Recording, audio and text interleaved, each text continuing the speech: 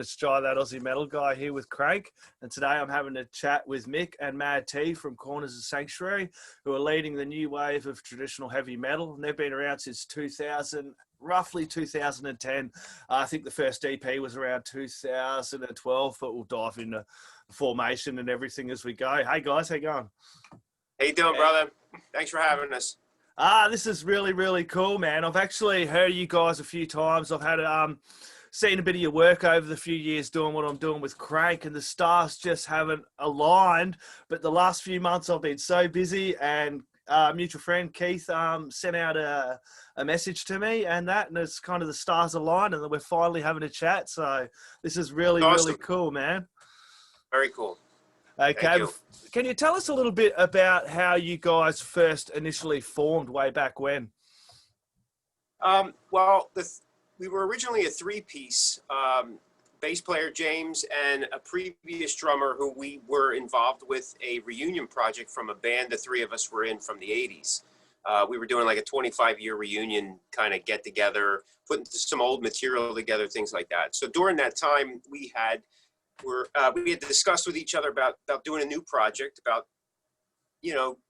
maybe, about 6 months into that project, we said, hey, what do you think about doing something new, something like more aligned with our roots, our musical roots, something, because we weren't hearing that kind of music at that time. So we said, yeah, let's see how it goes, so we came to the table with some material. We weren't sure, it was kind of like just a volley of stuff, and it worked out, and here we are. Yeah, exactly. So I want to ask, I love asking this question. I love diving into journeys and talking about musical journeys, guys. So I want to ask Mad T first. Can you tell me about a little bit about your musical journey? First, how you got into playing drums? Well, I got into playing drums because one of my siblings was actually doing drum lessons, and I would actually sneak into the playing room and actually play a little bit. Of course, it was really bad, but I mean, I just got into it playing by sneaking into the practice room, and then secret. Secretly.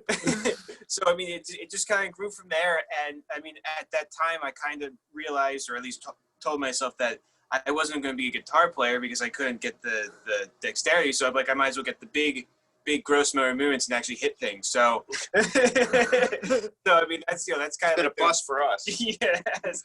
I mean, that's kind of the short of it, Yeah. Yeah, and as a young boy, slamming on the drums would have been quite appealing as well, letting out a bit of the beat. Yeah, I was. Do you remember when you first got your first drum kit? Well, actually, the first drum kit wound up being my father's old drum set. Actually, he used to own a music store back in the 90s, so he kind of just had that in storage. So when my sibling was like, hey, I want to take drums, he's like, okay, well, pull this out of storage. Pull it out of storage, and that was and that wound up being my first drum set. That was a Mapex Mars series, and actually, if I remember right, I actually loved the sound of the entire kit. It was just awesome. Cool drums. Yeah, man. And what kits are you using now? The one that I actually take on tour is a Tama, I think, Rockstar, and it's from the 80s or late 80s-ish, and it's got these massive concert toms or power toms, and it really fits the music that we're trying to do. So I mean, it's kind of like that throwback sound to to the 80s, to Priest, to Maiden, to Accept, and all those other bands. So it kind of just fell into, oh hey, this is going to be the sound that I'm going to be doing. Yeah, man, that's really, really cool. So how did you end up meeting with these guys and joining up with Corners of Sanctuary? Well, when I was a little bit younger, I used to rally for these guys. So I kind of just, it's like, hey, hey, we need someone to help with moving stuff around because there were a few people that didn't want to move equipment. So it was like, hey, I'll do it. So that's kind of how I got into, you could say Corners of Sanctuary. And then by the time that I came on board, I mean, they kind of knew that I did drums. I played in a band or two before them. So it and actually the bands that I played with actually played with them on a few local bills. So I mean, they kind of knew what my style was, and they said, well, why don't we give it a shot? And here it is, 4 years later, and hopefully we make it to 5. Yeah. This will definitely make it to 5. He's got an amazing sound. Can I chat with you, Mick, about a little bit about your journey, man, and how you first got into guitar and your story leading up to Corners of Sanctuary as well, man? Well, I actually started out on drums when I was about 7. I was a very I had a lot of energy as a kid, and my parents needed something to kind of control that energy. So someone suggested playing an instrument, maybe playing the drums would tire me out, so I wouldn't be so hyper or whatever. So I played drums for about 5 years.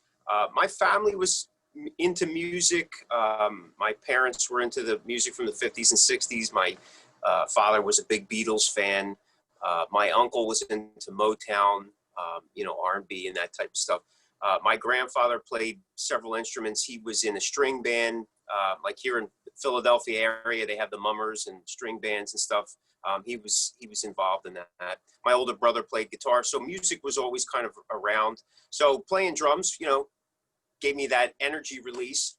However, I had realized early on that I wanted to write songs. I didn't realize I wanted to be a songwriter, but there was something about I was trying to write songs on drums with words and and trying to get words out. It just wasn't working. So as I got a little older, and as many younger brothers want to be like their older brother, I kind of started shadowing him, and I decided, well, let me try to play guitar. I can be more like my older brother. So that's what I did, and quickly I found that it helped me be a better songwriter, or at least what I was trying to do, right? One of my goals of playing was to be in a band. I never really thought about being a technical player or, the importance of playing well. I just wanted to be in a band. So, within 6 months, I learned a handful of chords and I just started jamming with some people. Not very well, but, I did. And that's just kind of how I started my journey, just kind of diving into the pool, chord and all.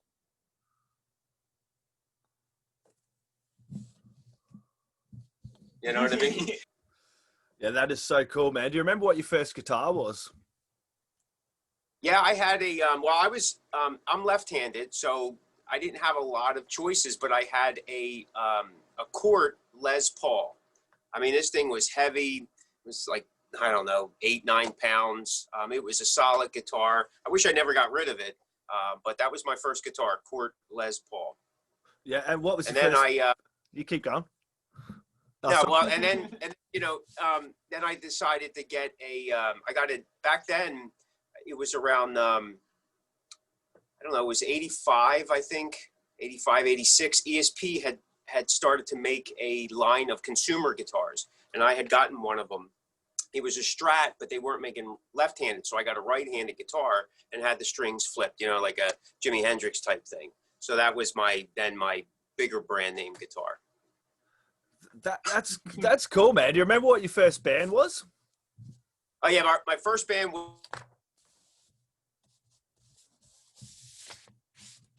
was called Def, and no real tuning, just crank everything up as loud as we can, play, and we played. But we did a couple parties. People seemed to like us. Fun fact: there is one of the songs that we played in that band. We wound up using in Corners of Sanctuary on our Metal Machine album. It actually became the bass riff for Metal Machine, the song. Yeah, Metal Machine, that come out 2015. That's a cool album, that one. Dude. I've been cranking you guys for the last few days, trying to get right into it, man. The new track, We Never single, is really, really cool. I want to talk about that too. But what originally for you, Mick, led to going, okay, because you're one of the founders of Corners of Sanctuary, if I'm correct, eh? Yeah. Yep, cool. So what initially led to you going, okay, I want to start this, new traditional heavy metal band, because it's a traditional heavy metal band. It has a really, really great sound to it, the big the big vocals, the guitars, the riffs. It's unreal, man. The catchy ass hooks as well. So can you tell me a little bit about what led to you setting up Corners of Sanctuary? What was the inspiration for that? Well, again, we wanted to definitely, there was something, I wanted to play the music that I grew up on, right? That I wanted to emulate, the new wave of British heavy metal, Judas Priest, Accept, that Black Sabbath type of stuff. But at the same time, there was the American metal scene in the late 70s, early 80s was also starting to kind of pick up there. You had Kiss and you had Sabotage and band like, Dokken and Twisted Sisters, things like that. And they were the bands that I gravitated towards and, wanted to be like as a kid. So when we were putting together Corners, I wasn't hearing that kind of stuff, right? I'm a real big clean vocal fan. I like that. I like that guitar sound, like KK Downing, Glenn Tipton. It's the thing. Everything doesn't necessarily have to be like, though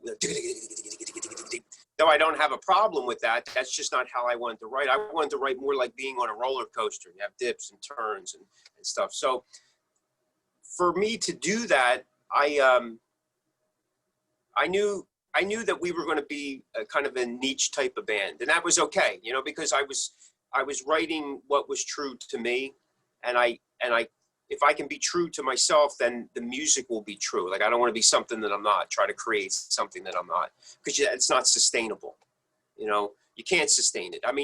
We may be able to do a real thrash album, but I don't think we could do multiple thrash albums. Like we'd have to spend some time thinking about it, studying it, training for it, so to speak. But I don't think it's not in this band's necessarily long-term nature. That's not our thing. So it's just, I'm just playing what's most natural to me. That's the easiest way that I could say it. Yeah. Yeah, exactly. And you've been really productive, eh? You've got a lot of EPs, albums, and you've just brought out for Corners of Sanctuary and Country EP, like just earlier in the year. And you also have another album coming out later on in the year called Right. We Never. How do you maintain that, that drive and that energy? Well, we get asked that a lot, and we've heard both positive and negative comments regarding it. We're a band, and bands are supposed to create music. So we're kind of like doing what our job is. We enjoy doing it. That's one of the things that I think that makes it, it's not, I shouldn't say easy, but enjoyable, that it does seem like easy. To us, it doesn't seem like it's work. Actually, it's probably more work for us to carry our equipment and go perform and go on tour than it is for us to write music. We really enjoy it. It's a way of honing our craft. Like if we were oil painters, we work for Michelangelo or something like that, we'd be expected to be painting all the time to get better and better at our craft. It's the same thing with songwriting. Especially, in reality, we're just indie artists. We're independents. If we don't take the time to do it, nobody's going to do it for us. And because the industry has changed so much, if you're not writing, it's very hard to stay current, because people quickly forget about you. So yeah, we released For Cause and Country in March, like right before the pandemic hit. We kind of released it, and who knew, right? But the album that we're releasing in October has actually been in the works on and off for the past year and a half, almost 2 years. Just because we've been touring a lot, playing out a lot, doing a lot of that. That we started, and then we had to put it on the shelf, and start it and put it on the shelf. And then we had some lineup changes in the singer area. So things had gotten shuffled back, and then we moved forward, just normal stuff. But we had the opportunity to sign the new deal, and we said, why not? Let's get it out there. Yeah, it's through RFL Records as well, isn't it? Through the next album. Yeah, cool. Can you tell me a little bit about pre-production for this? When did you initially get in and start that side of things? Well, that's a funny story, because so the album before, Galloping Hordes, we went into the studio December 2016 to start that, okay? And we had gone into the studio with enough material that we were going to do a double CD. We had Delusions of Grandeur at that point. we were like, we have all this material. Let's do a double CD. Why not? We can do whatever we want, right? As we were starting to record, like maybe reality hit and go, man, nobody does that anymore. We're going to kind of shoot ourselves in the leg by doing this. So we had a lot of material recorded for Galloping Hordes, which also included the second disc, which was going to be some of this album. So once we decided that we weren't just going to go with a single disc, we shelved everything else. So technically, December 2016, January 2017, this new album had actually started pre-production. Pre-production, yeah. Yeah, and then we kind of sat on that for about a year or so until we were able to get back to it, because at that point, we negotiated a deal for Galloping Hordes release, and then we did a European tour, and then a West Coast tour here in the States, and then and just a whole bunch of and a bunch of other stuff. And then we were actually recording again, and during that time we started recording a bunch of other music that we had written on the road. So we were again juggling almost like 2 albums worth of material, but we knew we had to get back to the one that was sitting on the shelf. So in the last year, we've spent a lot of time trying to finish that album up. And the album probably would have came out sooner. But we had decided to do a UK tour this year. And to do that, we said, well, it's either that or we have to shelf the album. So we shelved the album again. And then actually COVID kind of helped us, forced us to finish it. Yeah, well, that's the thing. Artists like yourselves have been, a lot of bands have gone, okay, we've got to put all our live stuff on hold at the moment, and let's just keep trying to be positive and be creative. It's, how else do you look at it, man? So you've toured Europe and UK a few times, have you? Yeah, we've been to Europe. We did a short tour in 2018 Right? Just say the crowds in Europe would have been pretty cool. Yeah, no, it was great. We had a great time. Great time. It was awesome. And then we actually did the UK this year in March. We were over there when the pandemic hit here in the States everywhere, and the travel ban was put on. So we unfortunately had to cut it short, cancel the rest of the tour, and fly back home because our original flights were canceled, and we were kind of stranded there. So it took us about 2 days to get a flight, and so we had to make the decision to come home. We had no choice really. So, but we're hoping to come back in 2021. We're already working on some dates to kind of finish what we started. Yeah, that'd be good. And that's the thing too, not being able to play as well. People got to realize just because you guys can't get along and play shows and people can't go and see you, that people can still support by buying albums, man. You just have a really, really great back collection, you know what I mean? And you've got the Heroes Never Die album coming out. The new single We Never is so catchy, man. Where's the best place for people to get along and kind of support you guys through this time as well by buying merch, albums and things like that? Right. Well, that's a fantastic point. I mean, all artists right now are kind of like held up especially on the performance end. But yeah, I mean, you can go to our website, cornersofsanctuary.com, and you can connect to all our social media there. You can find us on Facebook and see what we have to offer. I do know that the label just put out a pre-order. Yeah. They have a pre-order link now that you could, for the new album, Heroes Never Die, that comes out in October. But you go to our site, cornersofsanctuary.com, you can get a lot of our back catalog stuff. There's even some stuff I think that's free on there you can download for free.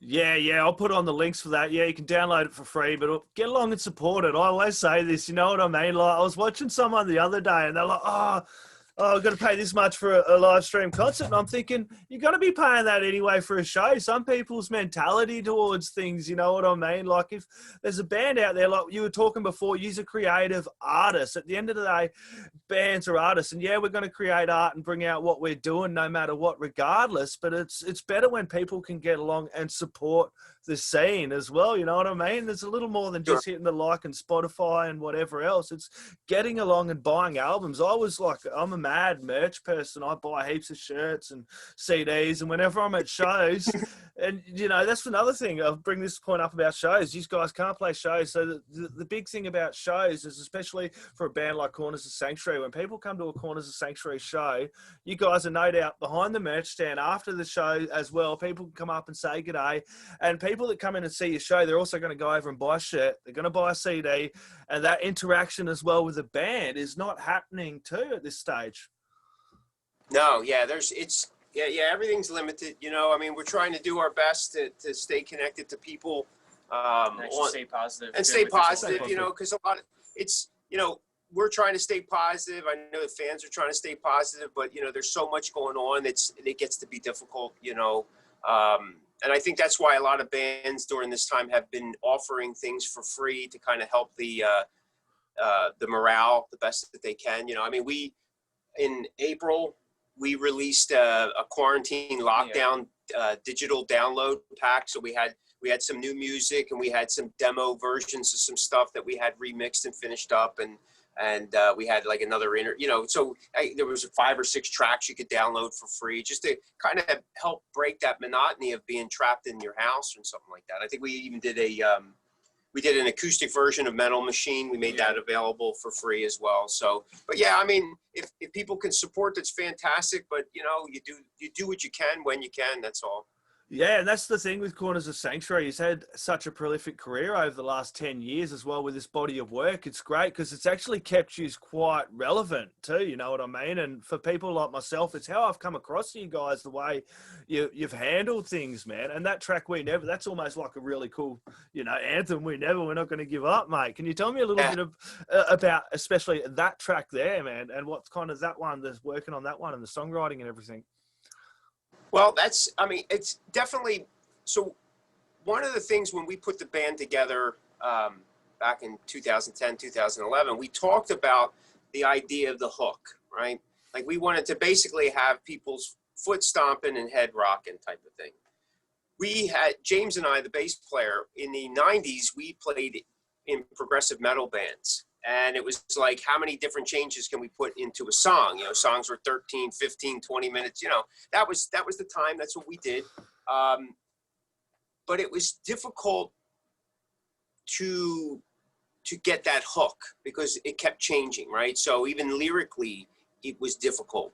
And I knew that was what made songs, I think, more memorable in, you know, and making that emotional connection. And we still talk about it today. Like there has to be some kind of emotional connection to the song. And if we have it, I feel that if we have it as the writers, as the performers, and get excited about it, then that excitement's going to transfer to, you know, people that are just listening to it, right? The connection, because we're fans first, you know what I mean? So we're writing music that I think that we like. And I realize it's not for everybody, and that's okay. That's why there's so many different genres and subgenres, and you know, you could pick whatever you want. But we're writing, like I said earlier, writing to be true to ourselves, and I think that comes through in the music. So, there's definitely, listen, metal, I think to begin with is an anthem quality type thing, right? Like it's for that group of people that, you know, that underdog, so to speak. And that's, you know, the music reflects that. It's about that inner overcoming challenges and self-empowerment and things like that. And it should be positive, in my opinion. It should be positive. It shouldn't be negative. It should be uplifting. I mean, it could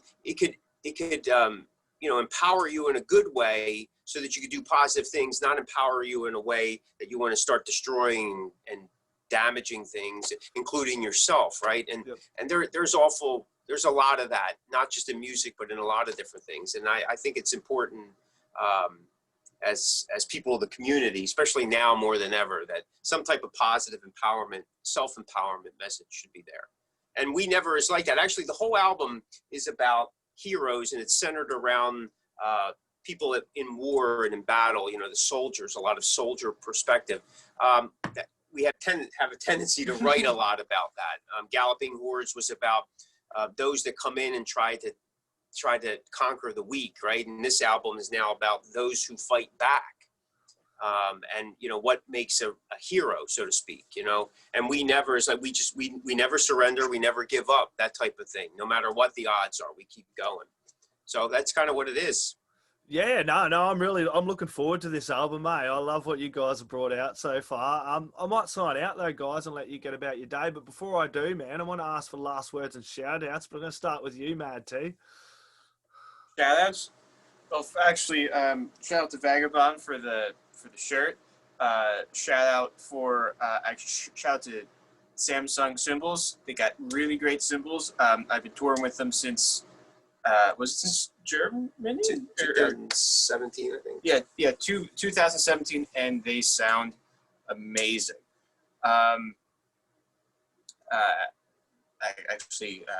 not sure who else to shout out because There's a lot, you know. yeah. Well, that we have a lot.